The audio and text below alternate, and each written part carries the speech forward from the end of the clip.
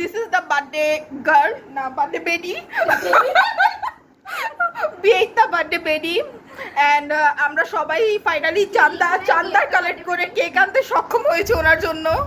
উনি খুবই ডিস্টার্ব ছিল সকাল থেকে, উনি ভাবছে যে আমরা কখনো কিছু করবো না, এত ডিস্টার্বের ফেস দেখা। ওই যে আমরা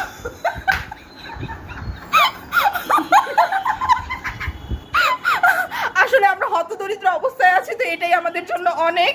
রাখে না হয়েছে সাথে সাথে শেষ। আমাদের আমাদের আমাদের এই যে এটা এতটুকু হলো কি অ্যারেঞ্জমেন্ট হয়েছে, আর এই পুরোটাই হয়েছে এই আপুর ধারা। এই আপু আমাদের ইভেন্ট ম্যানেজার আর এর সহকর্মী না গৃহকর্মী হিসেবে না না না সহকর্মী না গৃহকর্মী হিসেবে আপা এসব ঘষে মেজে পরিষ্কার করেছে। আর ফাইন্যান্সের যা ডিপার্টমেন্ট ছিল তা পুরো ডিপার্টমেন্টে এই আপার ধারা